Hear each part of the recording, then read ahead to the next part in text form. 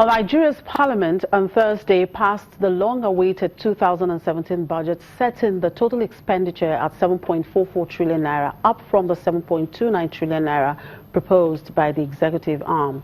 The budget assumes an oil benchmark of $44.5 per barrel, 2.2 million barrels per day of crude oil production, and exchange rate of 305 naira to the dollar. Let's bring in Johnson Chukwu, an economic analyst and the CEO Cowrie Assets Limited here in Lagos, to talk to us about this.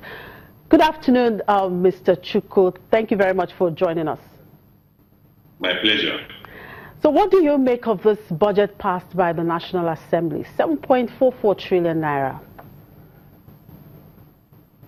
Well, what I would say that at the end of the day, we now have a budget. So we have a spending plan. It is coming late. Last year's budget was passed in May, and this year's budget again is being passed in May. We've lost 5 months of the fiscal year. But all the same, we now have a plan. We have a fiscal plan from which the government can now deploy its resources. In terms of the numbers, some of the numbers look quite interesting to me. The 553 billion that was budgeted for capital expenditure with relation to works, housing, power and housing. Works, power and housing. That looks quite good. Though if you decompose that into the 3 critical ministries, it may not be very material, but it shows that the government knows so that it should consider as priority sectors. The other things that I see is that the recorded expenditure of about 2.99 trillion is also within the range that there was no major increase in that. But the concerns are in terms of recorded expenditure of 1.84 trillion. Sorry, debt service of 1.41 trillion total expenditure, and that is not when you look at total revenue. Total expenditure includes fresh borrowing that we're going to have this year. So the concerns I have are that we are beginning to crowd out development because of the high dependence on loans for government expenditure. Now, are you also concerned about the oil benchmark set in this budget, $44.5 per barrel? Then don't forget that in 3 weeks' time we have seen the global oil price seem to trend lower. Even at a point it got to $46, even though it has got up now back to $50. Now, in the event that we get to see the oil price trend lower, what happens? Well, I think for the $4.5 per barrel, that's relatively that's realistic, if you ask me, because I think we shouldn't expect. Of course, you can't do anything in the oil industry, oil sector price. You don't expect an oil price at below $45, $46 per barrel. Yes, rig count in the US has increased dramatically, but can they increase beyond where they are today? If OPEC and the non-OPEC members like Russia remain faithful to the agreement on production costs, then we should be able to maintain oil price in the region of $50. So I think for the $4.5 dollar per barrel is realistic. The challenge I have is the 2.2 million barrels daily production, because you're looking at average daily production from January to December.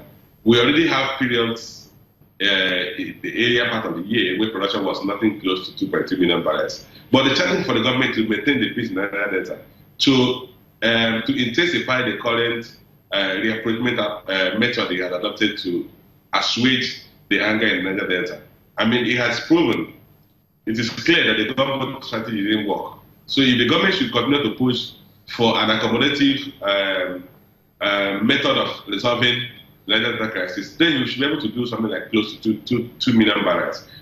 But I think 2.2 million barrels may be a stretch. So if you're going to have a variance, it will be in terms of volume variance, not necessarily price variance. All right. Just before I let you go, and a very quick one, the issue has just not been passing a budget or not passing a budget, but then budget implementation. How do you think this budget can best be implemented? Well, there is a bottleneck or a barrier beyond the fact that the budget was approved late. That barrier is in terms of due process law. I think we may need to fine-tune the due process law and make it more amenable to our current situation. A lot of times, the capital expenditure budgets are not implemented partly because the time it takes to complete the due process law makes it difficult for disbursement to be done on time.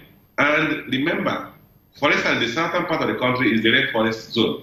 So active infrastructural build can only occur during the dry season. And 6 to 7 months of the period is actually the rainy season. Now the budget has been planned by the middle of the rainy season in May. The rainy season will continue till around October. By the time the rains end or stop, you only have 2 years,